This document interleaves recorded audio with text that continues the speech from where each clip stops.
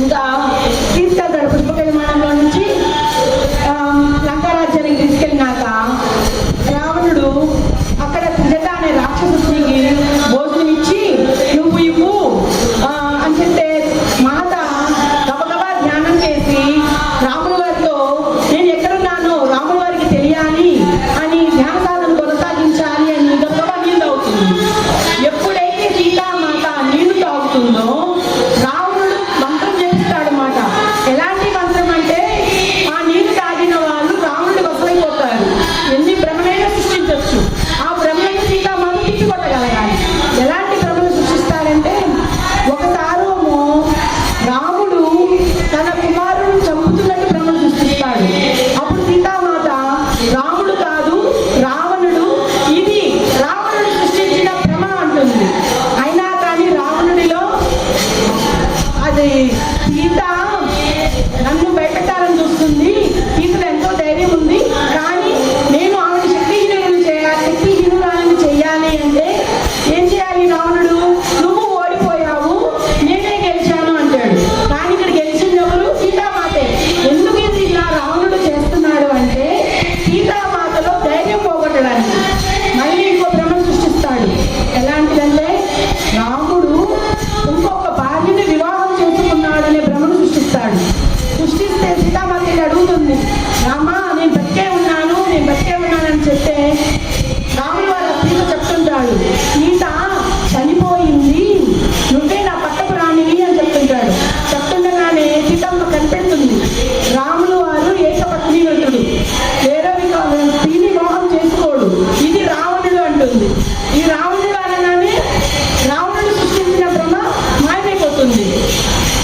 వాము ఎలాంటి భ్రమ సృష్టిస్తున్నాడు, ఎలాంటి మాయాలోకం సృష్టిస్తున్నాడు ఈ రావణుడు, నేను జ్ఞానసాధన చేయాలని చెప్పి ఇంకా ముందుకు పరిగెడుతుంది.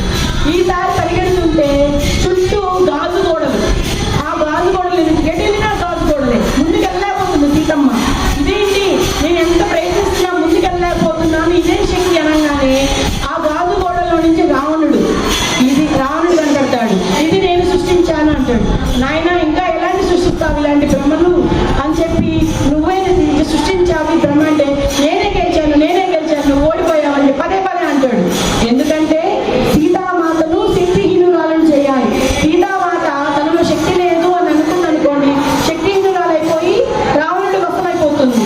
అలా జరగాలని సీతామాత గెలిచినప్పటికీ నువ్వే ఓడిపోయావు అని పెద్ద కేకలేస్తాడు, అరుస్తాడు, నువ్వే ఓడిపోయావు అని. ఇంకా ఒకసారి రావణుడు ఒక స్త్రీని లాగుతున్నట్టుగా, ఆవిడని హింసిస్తున్నట్టుగా బాగా భయంకరమైన దృశ్యాలు చూపిస్తాడు. అది చూసిన సీతామాతను తనకే ఆ నొప్పులు తగులుతున్నట్టు, తనకే ఆ రక్తం కారుతున్నట్టు ఫీల్ అవుతుంటుంది మాట. ఇంకా అది చూసి అమ్మో నా వల్ల కాదు, నేను ఇంతవరకు ఈ భూమాతకు చేయవలసిందంతా నేను చేశాను, ఇక్కడి నుంచి నేను విముక్తి కోరుకుంటున్నాను, నేను నా శాశ్వత స్థలానికి వెళ్ళిపోతాను అని అనగానే నిజంగానే రాములు వారి వాయిస్ పడుతుంది. ఏమనంటే, సీత నువ్వు చేయవలసిందంతా చేశావు, రావణుడు సృష్టించిన భ్రమలన్నీ నువ్వు తిప్పికొట్టగలిగావు, అతడు నిన్ను శక్తిహీనురాలను చేయాలని కావాలనే నేనే గెలిచాను అంటున్నాడు, కానీ నువ్వే గెలిచావు సీత, నేను త్వరలోనే వస్తాను. ఇప్పుడు రావణుడు ఎలా తయారాడంటే ఒకళ్ళ మనసులలోకి దూరి వాళ్ళ ఆలోచనలను పసిగట్టి రావణుడికి ఎలాంటి కోరికలు కావాలో ఆ కోరికలు తీర్చుకోగలుగుతున్న శక్తి రావణుడికి ఉంది. ఆ శక్తినే సైనికుల మీద ఉపయోగించి అలాంటి రావణుడు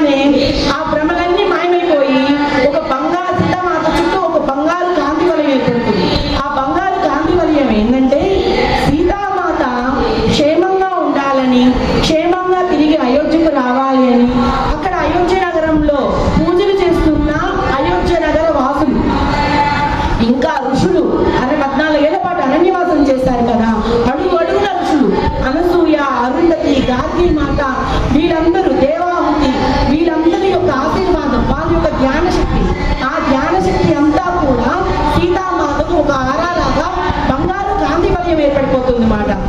ఏర్పడి వాళ్ళు చెప్తారు జై నారాయణి, జై జై నారాయణ అని పాటలు పాడతారు. ఎందుకంటే సీతామాత గెలిచింది కదా, పాట పాడతారు.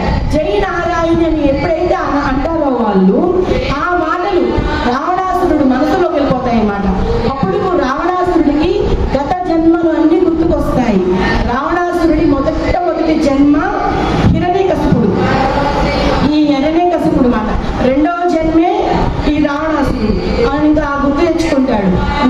తెచ్చుకున్నాక సీతామాత గుర్తు చేస్తుంది మాట రావణాసురుడికి, నువ్వు నీలో ఉన్న ఈర్ష, ద్వేష, అసూయ, మోహ గుణాలను తగ్గించుకుంటే ఉన్నత లోకాలకు వస్తావు. ఈ గుణాలను కానీ నువ్వు పెంచి పోషించావు అంటే మళ్ళీ భూమి మీదకే వచ్చి జన్మలు తీసుకుంటావు రావణ అని చెప్తుంది. ఇంకా అక్కడి నుంచి రావణుడు అదృష్టమైపోతాడు. ఇంకా వీళ్ళు ఇంకా బంగారు కాంతి వలయం ఏర్పడింది కదా, అప్పుడు అక్కడ వాళ్ళందరూ జయనారాయణి అని పాటలు పాడుతూ అదృష్టమైపోతారు. చిట్ట చివరిగా పార్వతీమాత ఉంటుంది. పార్వతీమాత, అమ్మ నువ్వన్న నాకు దగ్గర ఉండు అంటే చెట్టు మీద తెల్లని పక్షి రూపంలో నీకు సహాయంగా ఉంటాను. రావణుడు సృష్టించిన భ్రమలన్నీ నువ్వు ఎందుకు ఎదుర్కోవాల్సి వచ్చింది అంటే, ఇక్కడ రావణుని రాక్షస రాజ్యంలో త్రిజట అనే రాక్షస స్త్రీ తెచ్చిన నీరు తాగటం వల్ల నువ్వు ఈ భ్రమలన్నీ ఎదుర్కోవాల్సి వచ్చింది. నువ్వు ఉన్నంత కాలము ఇక్కడ నీరు కానీ భోజనం కానీ తినకూడదు అంటుంది. అమ్మ ఈ భౌతిక శరీరం ఉండాలి అంటే నీరు ఆహారం కావాలి కదా, మరి ఎలా అంటే నేను నీకు అమృత పానీయం ఇస్తాను, అది నువ్వు తాగటం వల్ల నీకు ఆహారము దప్పికలు వేయవమ్మా అని చెప్పి అమృత పానీయాన్ని ఇస్తుంది మాట పార్వతీమాత. సరే అని చెప్పి అమృత పానీయం తాగుతుంది. ఇక సీతామాత ఒకటి ప్రశ్నించుకుంటుంది. ఇప్పుడు రావణుడు చనిపోతే అతని ఈశా దేశ మోహాలు తగ్గకపోతే మళ్ళీ జన్మనిస్తుంటాడు. ఇక్కడ రావణ సంహారం జరుగుతుంది. రావణ సంహారం జరగాలి అంటే రాముడు యుద్ధం చేస్తే సరిపోతుంది కదా, మరి మా భార్యాభర్తల మధ్య వియోగం ఎందుకు? రాముడు వారేమో అక్కడ, సీతమ్మనేమో నేను ఇక్కడ, ఎందుకు మా ఇద్దరి మధ్య భార్యాభర్తల మధ్య వియోగం వచ్చింది అని ప్రశ్నించుకుంటుంది సీతమ్మ. ప్రశ్నించుకొని మా ఇద్దరి మధ్య, మా భార్యాభర్తల మధ్య వియోగముకి రావడానికి గల కారణం తెలుసుకోవాలి అని చెప్పి సీతామాత గొప్ప ధ్యాన స్థితిలోకి వెళ్ళిపోతుంది మేడం మాస్టర్. ఆ ధ్యానంని చూసుకుంటుంది వాళ్ళ భార్యాభర్తల మధ్య ఎందుకు వియోగం వచ్చిందో. దేవాహుతి అనే ఋషికి వాళ్ళ తండ్రి గారు మనువు. ఆ మనువు ఏం చేస్తాడంటే, ఈ అమ్మాయి చాలా అందంగా ఉంది, గొప్ప గొప్ప ఋషి సాధనలు చేసింది, ఈ అమ్మాయికి మంచి వరుడు ఇచ్చి పెళ్లి చేయాలి అని లోకాలన్నీ వెతుకుతాడు. లోకాలన్నీ వెతికితే కార్తముని అనే మహర్షి కనపడతాడు. ఆయన దగ్గరికి వెళ్ళి అడుగుతాడు, మా అమ్మాయి దేహావతి మంచి అమ్మాయి, చాలా అందంగా ఉంటుంది, ఎన్నో ఋషి సాధనలు చేసింది, ఆ అమ్మాయిని వివాహం చేసుకోండి అని ఈ మనువు ఆ కార్తమునిని అడుగుతాడు. కార్తముని చెప్తాడు, నేను వివాహం చేసుకోని ఈ జన్మలో, నేను ఈ జన్మ ఎందుకు వచ్చానంటే నా జీవిత కాలము ధ్యాన సాధనల కోసం వచ్చాను, నేను ధ్యాన సాధనలే చేస్తాను, నాకు వివాహం వద్దు అంటాడు. అనగానే మళ్ళీ మనువు చెప్తాడు, లేదు నాయన, నువ్వు వివాహం చేసుకో, నువ్వు వివాహం చేసుకుంటే నీకు పుట్టబోయే పిల్లలు కూడా ఎంతో గొప్ప గొప్ప ఆధ్యాత్మిక విలువలను ఈ భూమి మీద తీసుకొస్తారు, నువ్వు వివాహం చేసుకో అంటారు. అనగానే అప్పుడు ఆ కార్తముని, నిజమే కదా, నేను పెళ్లి చేసుకుంటే నాకు మంచి పిల్లలు పుట్టారు కదా అని చెప్పి ఆ కార్తముని వివాహం చేసుకోవడానికి ఒప్పుకుంటాడు. నేను వివాహం చేసుకుంటాను దేవావతిని అని. కానీ ఒక షరతు ఏంటంటే, వాళ్ళు నాకు పిల్లలు పుట్టినాక వాళ్ళకు వివాహము జరిగే సమయంలో నేను అక్కడి నుంచి మళ్ళీ తిరిగి అడవిలోకి వచ్చి ధ్యాన సాధనలు కొనసాగిస్తాను, దీనికి అంగీకారం అయితేనే నేను దేవాహుతిని వివాహం చేసుకుంటానని చెప్పానమాట. చెప్పగానే సరే నాయన, నువ్వు వివాహం చేసుకుంటానన్నావు, అదే గొప్ప విషయం, నేను వెళ్ళి నా కూతుర్ని అడుగుతానని చెప్పి ఆ మనువు తన కూతుర్ని దేహావతిని అడుగుతాడు. అమ్మా, అతను కార్తముని వివాహం చేసుకోవాలి అంటే అతను వివాహానంతరము పిల్లలు పుట్టినాక వాళ్ళ వివాహం జరిగే సమయంలో ధ్యాన సాధనల కోసం అడవిలోకి వెళ్తాడంట. అది నీకు ఇష్టమేనా అని అడుగుతాడు. అడిగితే దేవావతి నాకు ఇష్టమే, నేను వివాహం చేసుకుంటాను అంటే సరే అని చెప్పి వాళ్ళిద్దరు ఒప్పందంతో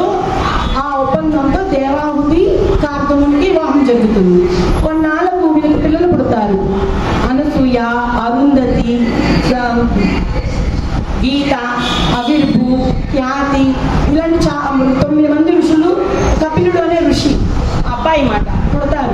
ఈ ఋషులందరూ కూడా చిన్నప్పటి నుంచే బాల్యంలో నుంచే ఈ ధ్యాన సాధనలు చేస్తూ అసలు ఎన్నెన్నో గ్రంథాలను బయట దేవతాలోకంలో ఉన్న గ్రంథాలను తీసుకొస్తుంటారు. అనసూయ అయితే అసలు మందాకిని నదినే ఈ భూమిని తీసుకొస్తుంది, అరుంధతి. అలాంటి గొప్ప ధ్యాన సాధనలు చేస్తారన్నమాట అరుంధతి వీళ్ళందరూ. ఖ్యాతి అనే ఆవిడ కూడా గొప్ప ఋషి. ఈవిడకు నారాయణి అంటే చాలా ఇష్టం. ఎప్పుడు నిరంతరము నారాయణి మీదే పాటలు పాడుతూ, నారాయణి మీదే ధ్యాన సాధనలు చేస్తూ, నారాయణి నారాయణి అని చెప్పి ఎప్పుడు తలుస్తూ ఉంటుంది మాట. ఎప్పుడైతే ఈ ఖ్యాతికి కూడా వివాహ సమయం ఆసన్నమవుతుందో అప్పుడు కార్తముని దేవాహుతితో నేను ఇక్కడ నుంచి వెళ్ళిపోతాను ధ్యాన సాధనకి అంటాడు. అనగానే సరే మా ఒప్పందం కదా అది, వివాహ సమయంలో వెళ్ళిపోవాలి. ఇంకా అడుగుతుంది దేవాహుతి, మన అమ్మాయిలకు పెళ్లి చేయాలి కదండి, మీరు ఇప్పుడే వెళ్తున్నారు అంటే మన అమ్మాయిలు పెళ్లి సమయంలో నీకు సహాయంగా ఆ సాక్షాత్తు ఆ నారాయణియే ఉంటుంది, నువ్వు అధైర్యపడకు, నేను ధ్యాన సాధనను కొనసాగించడానికి అరణ్యానికి వెళ్తానని చెప్పి ఈ కార్తముని అడవిలోకి వెళ్తాడు. ఈ ఖ్యాతి గొప్ప ఋషి కదా, ఈవిడకు భృగు మహర్షినిచ్చి సాక్షాత్తు నారాయణులే వివాహం చేస్తారు. ఒకరోజు భృగు మహర్షి ఖ్యాతిలు దేవతాలోకంలోకి వైకుంఠధామానికి వెళ్తారు నారాయణులు కలుసుకోవడానికి. ఎందుకంటే భూమి మీద జరిగే ఈ యొక్క పనులకు ఈ మంచి పరిష్కారం ఇవ్వాలి అంటే ఈ నారాయణులే సరైన సమాధానాలు ఇస్తారు, మనం వాళ్ళ దగ్గరికి వెళ్ళి సమాధానం ఇస్తున్నామని చెప్పి ఖ్యాతి మాత భృగు మహర్షి వైకుంఠధామానికి వెళ్తారు. వైకుంఠధామానికి వెళ్తే భృగు మహర్షి నారాయణిని చూడంగానే అనుకుంటాడు, అబ్బా నారాయణ ఎంత అందంగా ఉంది, ఎన్నో ఆధ్యాత్మిక వెలుగులు తెలిసిన గొప్ప మహిళ ఈవిడ, అసలు భూమిని పరిరక్షించాలి అంటే ఇలాంటి పనులు చేయాలి అని ఎంత చక్కగా చెప్తుంది, సాక్షాత్తు నారాయణియే భూమి మీదకి వస్తే ఈ భూమి సస్యశ్యామలం అవుతుంది కదా అని మనసులో అనుకుంటుంటే ఆ విషయం తెలిసిన ఖ్యాతి నా భర్త భృగు మహర్షి ఏదైతే అనుకుంటున్నాడో అది నిజమైతే బాగుండు అని అనుకుంటారు. ఇద్దరు ఒకటే కోరుకుంటారు, ఏమని, నారాయణి భూమి మీదకు రావాలి అని. ఇంకా ఈ విషయం నారాయణుడికి అర్థమైపోయి మీ కోరిక మేము నెరవేరుస్తాము, నారాయణి భూమి మీదకి వస్తుంది, భూమి మీదకు వచ్చినాక నేను మళ్ళీ వచ్చి వైకుంఠధామానికి తీసుకొస్తానని మాటిస్తాడు. కొన్నాళ్లకు ఈ భృగు మహర్షికి ఖ్యాతిలకు సాక్షాత్తు నారాయణియే భార్గవి పుడుతుంది మాట. భార్గవి అంటే ఎవరు? లక్ష్మీదేవియే. భార్గవి కూతురుగా వస్తుంది. ఈ భార్గవి లక్ష్మీదేవి ఎన్నో గొప్ప ధ్యాన సాధనలు చేసి నక్షత్రాలను, ఆకాశంలో నక్షత్రాలను చూస్తేనే మా భూలోకంలో మనుషుల యొక్క జీవన ఎలా జరుగుతుందో చెప్పే గ్రంథాలను తెస్తుంది మాట. అంత గొప్ప ధ్యాన సాధన చేస్తుంది భార్గవి. అయితే కొన్నాళ్ళకు ఈ ఉసన ఎవరు అంటే రాక్షసుని శుక్రాచార్యుని గురువుకి తల్లి మాట. భృగు మహర్షికి రెండో భార్య. భూమి మీద రాక్షసులకు దేవతలకు యుద్ధం జరుగుతుంటుంటే ఈ రాక్షసులు మమ్మల్ని కాపాడమ్మా తల్లి అంటూ ఉసన దగ్గరకు వస్తారు. ఉసన దగ్గరకు రాగానే ఉసన ఏం చేస్తుంది, వీళ్ళు నా రాక్షసులు గురువు శుక్రాచార్యుని తల్లి కదా ఈ ఉసన, నా బిడ్డల్ని నేను కాపాడాలి అని చెప్పి ఆ రాక్షసులను తన కుటీరంలో దాంకోమని చెప్తుంది. దేవతలు తెలిసిపోతుంది ఈ రాక్షసులు ఉసన కుటీరంలో ఉన్నారు, నేను వెళ్ళి ఈ రాక్షసులను విడిపిమని ఉసన దగ్గరకు వస్తారు. ఉసనను బ్రతిమిలాడతారు, అమ్మా నువ్వు రాక్షసులను బయటకు పంపి మేము యుద్ధం చేయాలి, ఈ రాక్షసులు ఈ ఋషుల మీద తీవ్రమైన దాడి చేస్తున్నారమ్మా, ఈ రాక్షసులు మాకు యుద్ధం జరుగుతుంది, వాళ్ళు వచ్చి నీ దగ్గర దాముకున్నారు, వాళ్ళని బయటకు పంపియండి అంటారు. అనగానే ఉసన అంటుంది, నేను వాళ్ళకి మాట ఇచ్చాను వాళ్ళని కాపాడుతాను అని, నేను మాట తప్పను,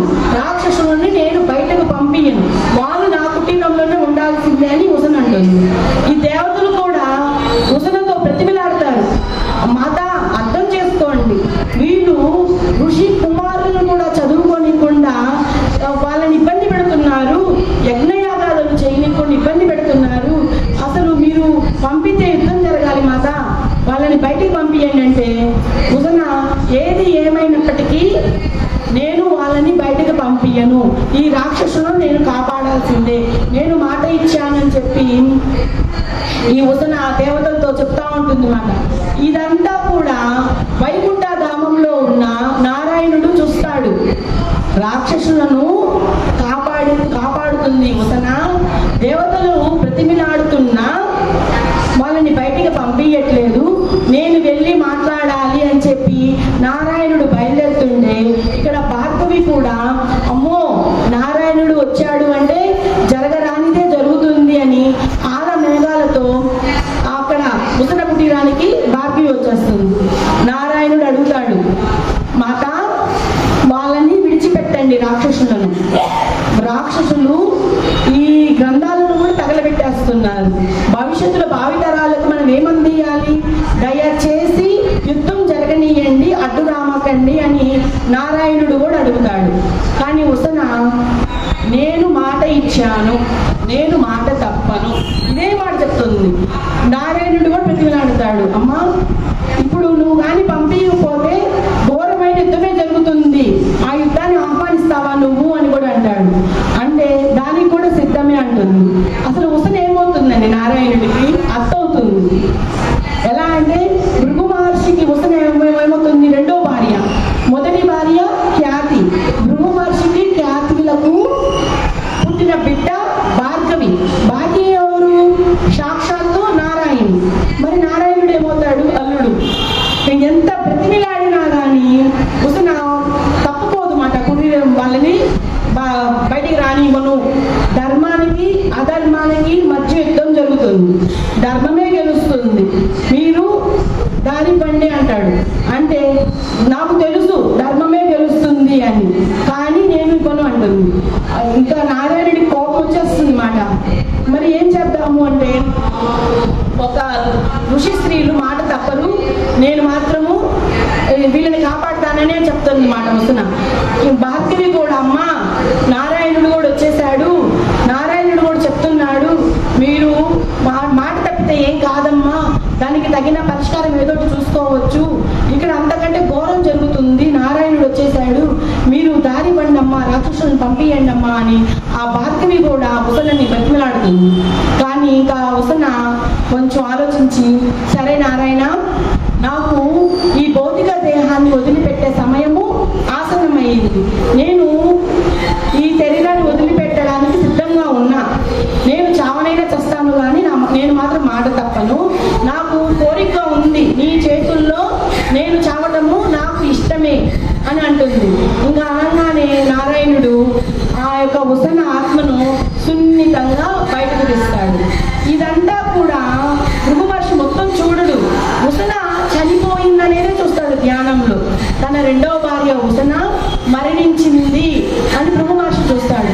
చూడంగానే ఆల మీద కోపంతో ఆ కమండలంలో నీళ్లు తీసుకొని నా భార్యాభర్తలు మధ్య వియోగము ఎవరైతే తీసుకొచ్చారో వాళ్ళకు కూడా భార్యాభర్తలు విడిపోవాలి అని ఆ నీళ్లు తీసుకొని శాపం పెట్టేస్తాడు. ఎవరికి పెట్టాడు శాపము? అల్లుడికి, కూతురికి శాపం పెట్టాడు. ఇక మూడు లోకాలు దగ్గరెళ్ళిపోతున్నాయి అన్నమాట. సాక్షాత్తు నారాయణులకే ఈ భృగు మహర్షి శాపం పెట్టాడు, భార్యాభర్తల మధ్య వియోగం రావాలి అని. ఇంకా అది తెలిసిన మూడు లోకాలు దద్దరిల్లడంతో ఇదేంటి, ఎందుకు మూడు లోకాలు దద్దరిల్లుతున్నాయి, ప్రపంచమే కంపించిపోతుంది, నేను ఎవరికి శాపం పెట్టాను అని చెప్పి మళ్ళీ ధ్యాన సాధన కొనసాగిస్తాడు. ధ్యాన సాధన కొనసాగిస్తే ధ్యానంలో చూస్తాడు, నేను శాపం పెట్టింది నా కూతురు భార్గవికి, నా అల్లుడు నారాయణుడికి, అమ్మో ఇది ఇలా జరగకూడదు అని చెప్పి గబా గబా పరిగెత్తుకుంటా వెళ్ళి పుట్టిన పుట్టడానికి వచ్చి ఆ నారాయణుడు కాలు మీద పడి ప్రాధేయపడతాడు, నారాయణ నన్ను క్షమించు, నేను ఘోరమైన శాపం పెట్టాను, ఒక ఋషి శాపం పెడితే తిప్పికొట్టలేము, ఎలాంటి శాపం పెట్టానయ్యా నేను, భార్యాభర్తల మధ్య వియోగమా, అసలు భార్యాభర్తలు విడిపోయి బతకగలరా, ఎలాంటి శాపం పెట్టాను నేను అని చెప్పి కాళ్ళ మీద పడి ఏడుస్తాడు అన్నమాట. ఏడుస్తే నారాయణుడు చెప్తాడు, నువ్వు బాధపడాల్సిన అవసరమేం లేదు, ఇది జరగాల్సింది జరిగింది,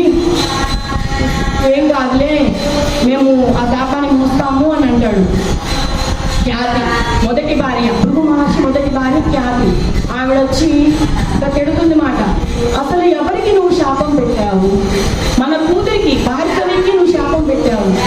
ఆ కూతురు భర్తను వదిలిపెట్టి ఉండాలా జీవిత కాలము, ఎలాంటి శాపం పెట్టావు నువ్వు అంటే, ఇది నేను చెయ్యాలని చెయ్యలేదు, అనుకోకుండా నా భార్య పుట్టన చనిపోయింది అన్న బాధలో నేను శాపం పెట్టాను, అది సాక్షాత్తు నారాయణి అని నేను అనుకోలేదు, నన్ను క్షమించు అని చెప్పి ఖ్యాతి మాతని కూడా అడుగుతారు.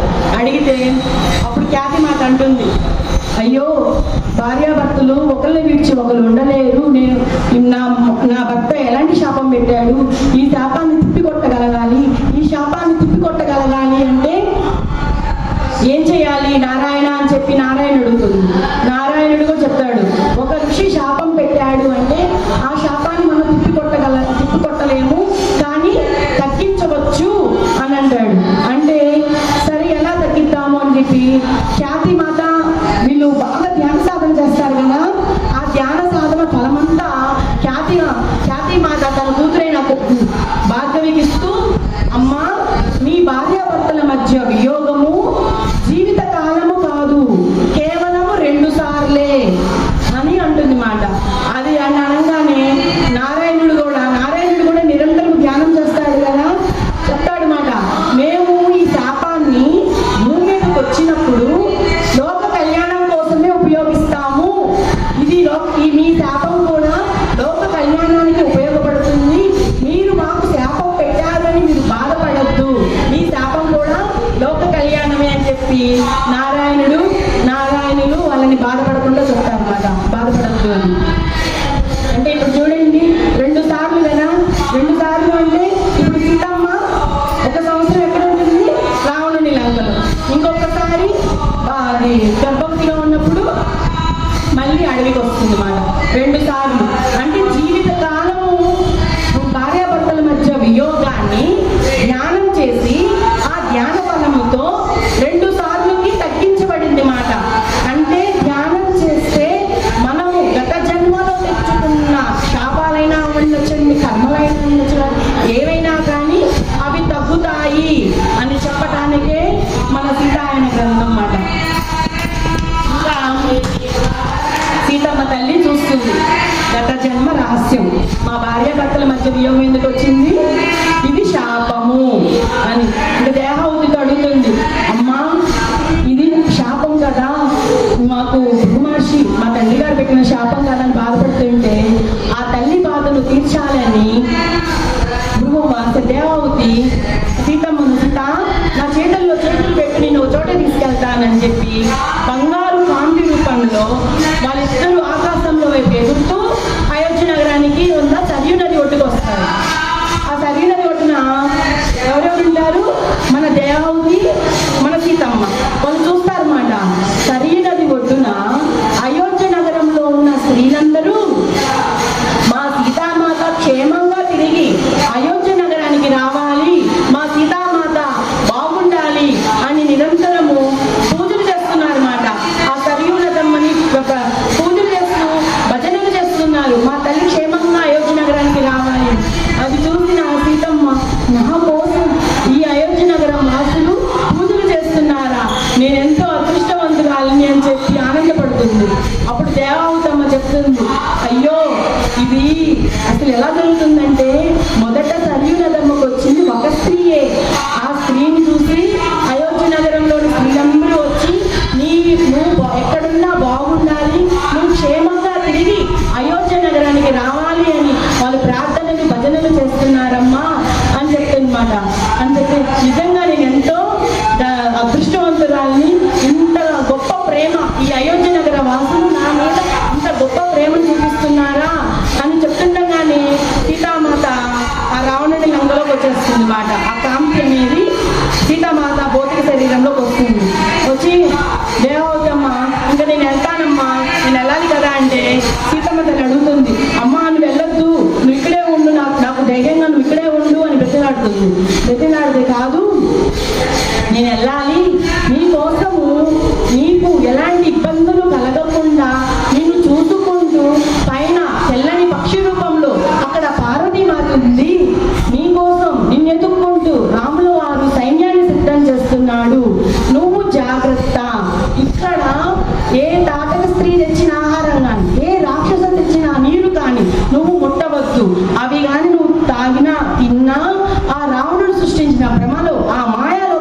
వెళ్ళాల్సి వస్తుంది సీత, నువ్వు జాగ్రత్త, ఆ రాముడి కోసం నువ్వు నిరీక్షించు, నేను వెళ్ళాలి అని చెప్పి దేవాహుతి మాయమైపోతుంది.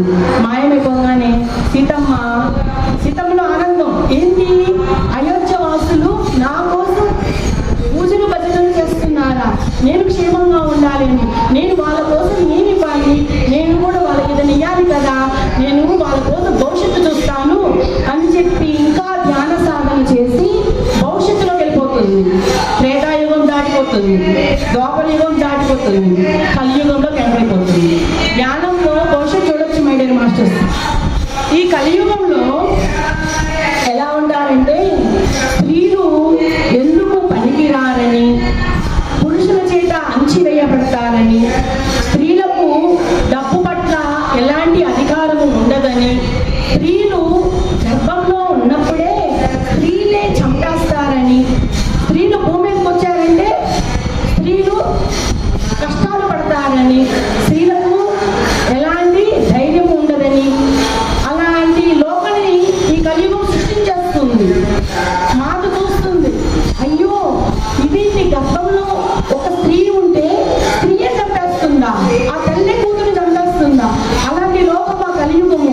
ఇలాంటి లోకంలో ఇంత భయంకరంగా ఉన్న ఈ కలియుగము, ఈ కలియుగం మారాలి అంటే నేను సీతామాత ఇక్కడ నేను ఈ లంకా రాజ్యంలో నిర్ణయం తీసుకుంటా, రాముల వారికి చెప్తా ఏమని అంటే, రానున్న రోజుల్లో ప్రతి స్త్రీ చదువుకోవాలి, ప్రతి స్త్రీకి కూడా ప్రత్యేకమైన గురుకుల పాఠశాలను ఏర్పరచాలి, ప్రతి స్త్రీలకు కూడా చదువుకునే హక్కు ఉంది. స్త్రీ చదువుకుందనుకోండి కుటుంబం బాగుంటుంది, కుటుంబం బాగుంటే సమాజం బాగుంటుంది, సమాజం బాగుంటే రాజ్యమే బాగుంటుంది. అందుకని రాముల వారికి నా చిట్ట చివరి కోరికగా స్త్రీ చదువుకోవాలి అని, రాముల వారిని నేను కోరుకోవాలి అని సీతామాత ఆనాడే లంకా రాజ్యంలో కలియుగాన్ని చూసి నిర్ణయం తీసుకుంటుంది మై డియర్ మాస్టర్. అంత గొప్పది సీతామాత, ఆమె వల్లే మనం చదువుకుంటున్నాము, చూసుకుంటుంది. ఇంకా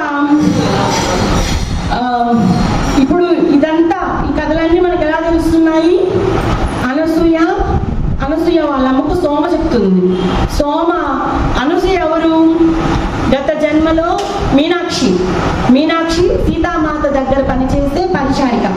ఆ అమ్మాయి మళ్ళీ తుది శ్వాస విడిచేటప్పుడు నాకు మా సీతామాత జ్ఞాపకాలు కావాలి, రాముడు వారి జ్ఞాపకాలు కావాలని కోరికలు కోరుకుంటూ చనిపోవటం వల్ల మళ్ళీ అయోధ్య రాజ్యంలో ద్వాపర యుగంలో అనసూయగా జన్మ తీసుకుంటుంది. ఈ అనసూయ రాముడు వారు కట్టించిన గురుకుల పాఠశాలకు పంపిస్తే స్త్రీలు ఎవరు వెళ్ళరు, స్త్రీలు చదువుకోవటం ఏంటి అని చెప్పి ఎవరు పంపించరు. కానీ అనసూయ వాళ్ళ నాన్న ఒక రాజునై నేనే కూతుర్ని పంపించకపోతే ప్రజలే పంపిస్తారు అని అనసూయను పాఠశాలకు పంపిస్తారు. అక్కడ అనసూయకు ఏమై ఎదుర్కొంటుంది, సీతామాత అపహరణ, 14 ఏళ్ళ అరణ్యవాసము, ఇవన్నీలో నిగుడు రహస్యాలు చెప్పకుండా కైకేయి వల్లే 14 ఏళ్ళ అరణ్యవాసం జరిగింది, సీతామాతను రావణాసురుడు ఎత్తుకెళ్ళిపోయాడు, ఇలాంటివి చెప్తుంటే అనసూయలో సీతాపహరణ జరిగి ఉండదు, సీతామాతలో ఆది పరాశక్తి, ఆవిడ తనను తాను రక్షించుకోగల శక్తి సామర్థ్యాలు ఉన్నాయి, ఇది అసత్యము, ఈ గురువులకి ఏం తెలియదు, నేను గురుకులానికి వెళ్ళను అని చెప్పి ఇంటికి వచ్చేస్తుంది. ఇంటికి రాగానే అనసూయ వాళ్ళ అమ్మ వివాహం చేస్తానమ్మా అంటే, నేను వివాహం చేసుకోను, వివాహం ఎన్ని కథసర్మ చర్యలు మాట, నేను వివాహం చేసుకుంటే నేనైనా మరణిస్తా, లేకపోతే నా భర్త మరణిస్తాడు, లేకపోతే నా పిల్లలు మరణిస్తారు అని అనుకోవడంతో అనసూయ వాళ్ళమ్మ ఎక్కడికి వస్తారు, సోమ దగ్గరకు. ఈ సోమ ఎవరు, సీతామాత దగ్గర పనిచేసే పరిచారిక, ఆవిడ బతికే ఉంది, ధ్యాన సాధనలు చేస్తూ ఆ అడవిలో బతికే ఉంది మాట. ఈ కథలన్నీ సోమ అనసూయ వాళ్ళ అమ్మకు చెప్తుంటే అనసూయ వాళ్ళమ్మ అడుగుతుంది మాట సోమని, అమ్మా మనకి ఎంత కాడికి రాముడు రాజ్యాలను విస్తరించాడు, గురుకులాలను స్థాపించాడు, స్త్రీలకు విద్య నేర్పించాలని ప్రత్యేకంగా పాఠశాల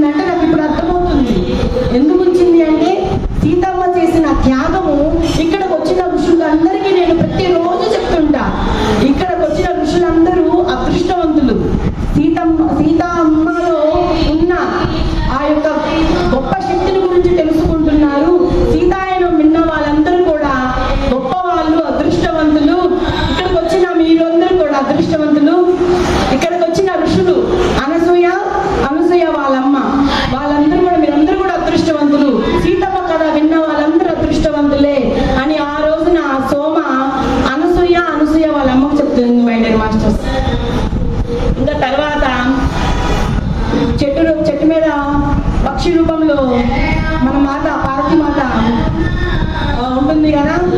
రావణాసురుడు కూడా అది తెలిసిపోతుంది రావణాసురుడికి.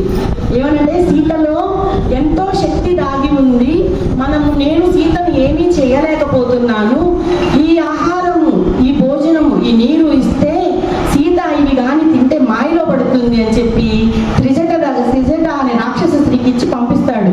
ఈ నీరుని, ఈ భోజనాన్ని తినే బాధ్యత నీదే, సీతామాత తినాలి ఎట్టయినా అని చెప్పి పంపిస్తాడు.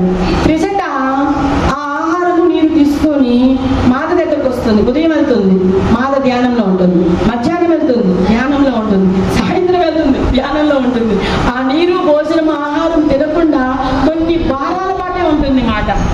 ఇదంతా రావణాసురుడు ఆ రాజమందిరంలో నుంచి దూరం నుండి చూస్తూ ఉంటాడు. ఈ సీత ఎంత శక్తివంతురాలంటే కొన్ని వారాల పాటే ఆహారము నీరు లేకుండా ఉంది.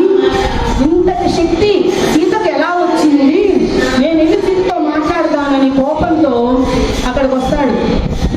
సీత, నువ్వు ఆహారము నీరు లేక తిని చద్దామనుకుంటున్నావా?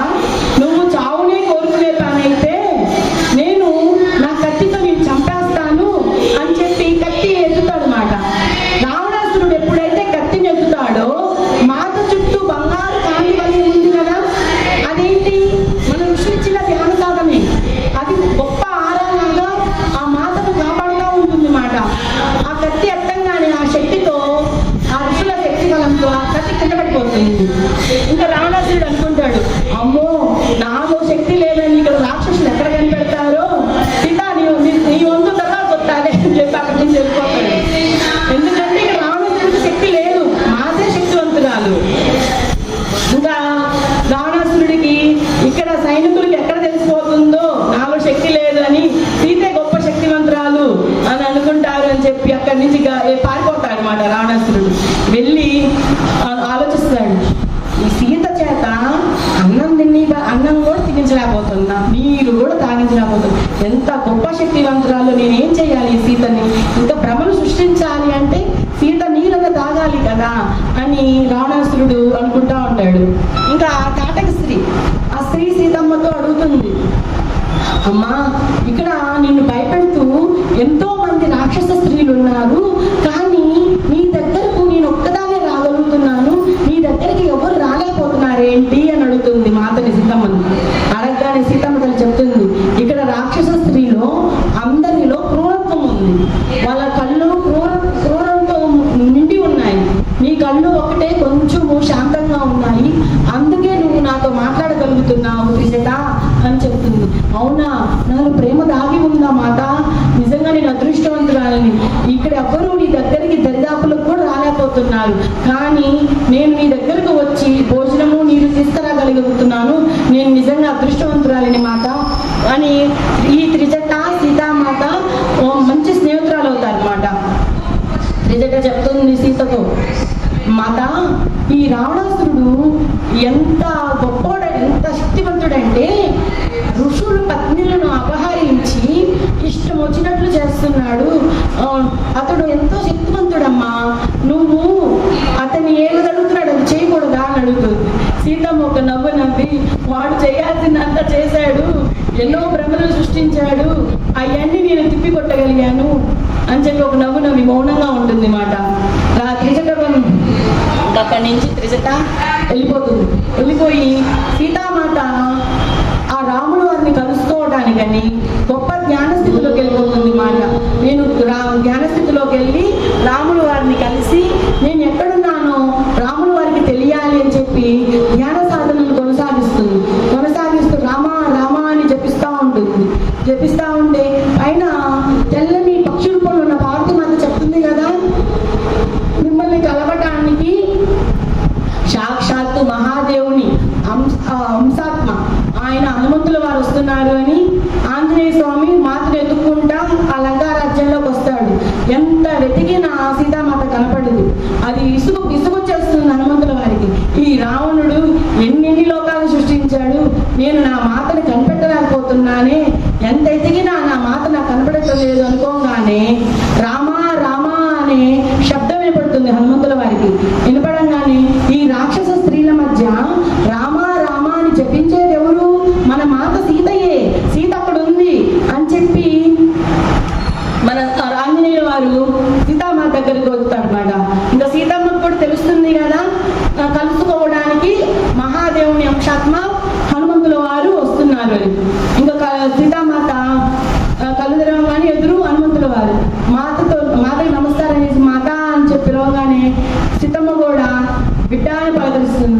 మాత నువ్వు నన్ను బిడ్డ అని పిలిచావా, నిజంగా నేను ఎంతో అదృష్టవంతుని, నువ్వు నన్ను కుమారుడిగా భావిస్తున్నావు, నేను నిజంగా చాలా అదృష్టవంతుని అని మాట్లాడుతూ ఆ సీతామాత పక్కన ఉన్న ఆహారము నీరు వైపు చూస్తాడు ఆంజనేయ స్వామి. చూసి, మాత నువ్వు ఇక్కడికి వచ్చిన దగ్గర నుంచి భోజనం కానీ నీరు కానీ తాగలేదా? ఇన్ని రోజులు నువ్వు ఏమి తినకుండా ఏమి తాగకుండా ఎలా ఉండగలిగావు? నీలో శక్తి తగ్గిపోతుందమ్మా. నీకు ఇక్కడ రాక్షస స్త్రీలు తెచ్చిన ఆహారం కానీ నచ్చినట్లయితే నేను వెళ్ళి ఆహారం తీసుకొస్తాను, ఆ ఆహారం తిను అని ఆంజనేయ స్వామి వారు సీతమ్మ చెప్తారన్నమాట. అప్పుడు సీతమ్మ చెప్తుంది, లేదు నాయన, నాకు ఇక్కడ నేను రాముల వారిని కలిసినంతసేపు ఆ రావణుడు చచ్చేంత వరకు నేను భోజనం కానీ నీరు కానీ ముట్టను. నేను రాముల వారి కోసం ఎదురు చూస్తూ ఉన్నాను. రాముల వారికి నాకు ఒక మధ్య మనోబంధం ఉంది. ఆ మనోబంధం ఏంటంటే బంగారు కాంతి దారాలు. ఆ బంగారు కాంతి దారాల ద్వారానే సీతామాతనైన నేను ఇక్కడ ఎలాంటి పరిస్థితుల్లో ఉన్నా రాముల వారికి తెలుస్తుంది, రాముల వారు కూడా ఎలాంటి పరిస్థితుల్లో ఉన్నా సీతమ్మకు తెలుస్తుంది. ఆ బంగారు కాంతి దారాలు తెగిపోయినాయి నాయన. నువ్వు వచ్చావు కదా, నాకు చెట్టు మీద ఉన్న పక్షి పార్వతి మాత చెప్పింది, నీ రాకతో మా ఇద్దరి మధ్య మనోబంధం ఏర్పడుతుంది అని, ఇప్పుడు మొదలవుతుంది అసలైన యుద్ధము అని చెప్పి మన మాత ఆంజనేయ స్వామితో చెప్తుంటే హనుమంతుల వారము పాపం సీతామాత కోసం బాగా ఎతికాడు, కానీ ఆకలి అవుతుంది మాట. ఇంకా అక్కడ ఉన్న పళ్ళు నీళ్ళు చూస్తా ఉంటాడు. మాతకు అర్థమైపోయి, నాయన నీకు ఆకలి అవుతుంది, ఇవి తిను అంటుంది. అవి తిన్నాక ఇంకా నాకు ఆకలి అవుతుంది మాత అంటే, ఇక్కడ చెట్లు ఉన్నాయి, చాలా చెట్లు ఉన్నాయి నాయన, ఆ చెట్ల మీద కాయలన్నీ నీకే, వెళ్ళి నీకు దాన్ని తీరుగా తిను అని చెప్పంగానే ఆంజనేయ స్వామి ఆ చెట్ల మీద ఉన్న కాయలన్నీ తింటడం మొదలు పెడతాడు. అది చూసిన రావణ సైన్యము ఇక్కడికి ఏదో కోతిముఖ వచ్చింది, ఈ కోతిముఖ రావటంతోనే చెట్టు మీద ఒక కాయ కూడా లేకుండా చేసింది, ఇది వెళ్ళి రావణాసురుడికి చెప్పాలి అని ఆ రావణుని సైన్యము వెళ్ళి చెప్పారన్నమాట. ఇక్కడికి కోతిముఖ వచ్చింది, ఈ కోతిముఖ మన రాజ్యంలో ఉన్న పళ్ళన్నీ తినేసింది అంటే మీరు వెళ్ళి అర్జెంటుగా దాన్ని పట్టకరండి అని చెప్తే ఈ రావణుని సైన్యం వల్ల కాదు ఆంజనేయాన్ని పట్టకరావటము. ఇంకా వాళ్ళు వచ్చి క్షమాపణలు చెప్తారు, మేము ఆ కోతిని తేలేకపోతున్నాము, ఆ కోతిని పట్టుకునే లోపలే ఇంకో చోట పరిగెడుతూ ఆ కోతిని పట్టుకునే లోపలే మాకే దెబ్బలు తగులుతున్నాయి, ఆ కోతి అలా పరిగెడుతుంది, మా వల్ల కాదు, మమ్మల్ని క్షమించండి అని చెప్పి ఆ రావణ సైన్యం అంటే నిజంగా కోతికి అంత శక్తి ఉందా, ఆ మాయ కోతిని పట్టుకొస్తానని చెప్పి రావణాసురుడి కుమారుడు ఇంద్రజిత్తుడు బయలుదేరతాడు. వెళ్ళి తన మంత్రశక్తితో హనుమంతుల వారిని పట్టుకొని వస్తాడు. పట్టుకొని వచ్చి ఆ రాజ్యంలో అందరి ముందు ప్రవేశపెడతారు. రావణాసురుడు అడుగుతాడు, అసలు ఎవరు నువ్వు వచ్చావు? ఒక పండుతో సరిపోతుంది ఎవరికైనా, నువ్వు మా రాజ్యంలో ఉన్న చెట్ల మీద కాయలన్నీ తిన్నావు, ఇంత శక్తి నీకు ఎలా వచ్చింది అని చెప్పి రావణాసురుడు అడుగుతాడు అన్నమాట. అడిగితే ముందు నా మాట వినవయ్యా, నేను ఎన్ని పళ్ళు తింటే నీకేంటి, నా మాట విను, నువ్వు సీతను తీసుకొచ్చి ఇక్కడ పెట్టావు, త్వరలో రాముడు వారు తన సైన్యం తీసుకొని ఇక్కడికి వస్తారు, రాముడు వారు వచ్చారు అంటే యుద్ధమే జరుగుతుంది, యుద్ధం జరిగిందంటే నీ రాజభవనమే కూలిపోతుంది, నీ రాజ్యంలోని ప్రజలందరూ కూడా చనిపోతారు, ఇది అవసరమా? రక్తపాతం జరుగుతుంది, తల్లిదండ్రులు బిడ్డలు కోల్పోతారు, సైనికులు కోల్పోతారు, అవసరమా నీకు ఈ యొక్క రాముల వారి యుద్ధం, నీకు అవసరమా? ముందర మా సీతమ్మను నాతో పాటు పంపించు అని అంటాడు. అననంగానే రావణుడికి ఇంకా కోపం వస్తుంది. ఏంటి, ఒక కోతి చెప్తే నేను వినాలా? ఈ కోతి నాకు యుద్ధం చేస్తుందా? ఈ కోతి చాలా తెలివైందే, అసలు నిన్ను నేను బయటికి పంపిస్తాను, చూడు నేను నిన్ను ఇక్కడే చంపేస్తాను అని చెప్పి ఆ కోతికి తోపు మీరు నిప్పు పెట్టండి అని చెప్పి రావణుడు చెప్తాడు మాట. చెప్పంగానే అసలు హనుమంతుల వారు కూడా గొప్ప శక్తివంతుడు కదండి, తోక కనపడకుండా చేస్తాడు.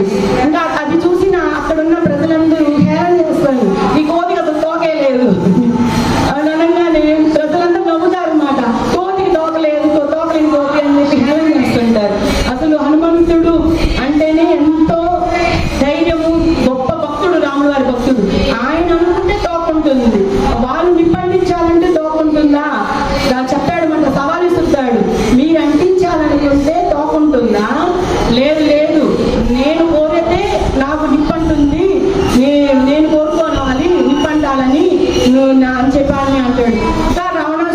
కోపం వస్తుంది. ఏంది నీకు తోక లేకుండా చేస్తావా, నా శక్తితో నీ తోక ఎక్కడుందో కనిపెడతానని చెప్పి ఆ రావణాసురుడికి ఉన్న శక్తిని ఉపయోగించి ఇంకా ఆంజనేయ స్వామి తోకకు నిప్పంటిస్తాడు.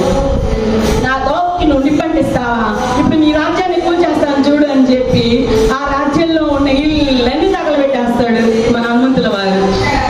తగలబెట్టంగానే అది చూసిన సీతామాత, అయ్యో హనుమంతుల వారికి ఈ రావణాసురుడు నిప్పంటించాడా, ఆయన అగ్నితో ఎలా ఉండగలుగుతున్నాడు, అగ్నిదేవా అని అగ్నిదేవుణ్ణి సీతామాత ప్రార్థిస్తుంది మాట.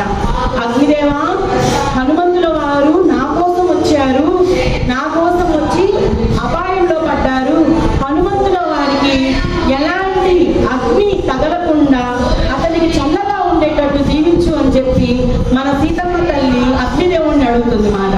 అగ్నిదేవుడు కూడా ఇది లోక కళ్యాణం కోసమే హనుమంతుల వారు వచ్చింది, అందుకని హనుమంతుల వారి తోకకి నిప్పంటినా కానీ చల్లగా ఉంటుంది మాట. ఇంకా ఆ చల్లదనంతోనే లంకా రాజ్యం మొత్తము ఈ హనుమంతుల వారు తగలబెట్టేస్తారు. ఇది చూసిన రావణాసురుడికి ఇంకా కోపం పెరిగిపోతుంది. ఒక కోతి మా రాజ్యంలోకి వచ్చి మా రాజ్యంలో పళ్ళన్ని తినడమే కాకుండా మా రాజ్యాన్ని సగం రాజ్యాన్ని మొత్తం కూడగొట్టేశాడు, ఎంత శక్తివంతుడు, సీతలో ఇంత శక్తి ఉందా, సీత కోసం వచ్చిన దూతలోనే ఇంత శక్తి ఉందంటే రాముడు వారు వచ్చారంటే యుద్ధమే జరుగుతుంది, యుద్ధం జరిగిందంటే నాకు లంకా రాజ్యమే ఉండదు, రాముడు వారిని ఇక్కడికి రానికుండా చెయ్యాలి అంటే నేను సీతామాతను చంపాలి అని చెప్పి నిర్ణయం తీసుకొని కోపంతో ఆ కత్తిని తీసుకొని బయలుదేరతాడు మాట. అసలు ఎంత కోపం అంటే లంకా రాజ్యం సగం పూజేసేసాడు అమ్మ హనుమంతుల వారు. లంకా రాజ్యం సగం కాలిపోయింది కదా, కోపము ఎంత, అసలు ఈ సీతను నేను చంపేసేయాలి, ఈ సీత లేదంటే రాముడు రాడు కదా, రాముడు వస్తేనే కదా యుద్ధము అని ఇంకా కత్తి తీసుకొని పరిగెడితే మాట చుట్టూ బంగారు కాంతి వలయం ఉంది కదా, ధ్యాన ఫలము, ఆ కాంతి వలయము ఒక్కసారిగా రావణాసురుడిని నెట్టివేయడంతో దెబ్బకు మూర్చిపోతాడు మాట, నేల మీద కూలబడతాడు. ఈసారి రావణ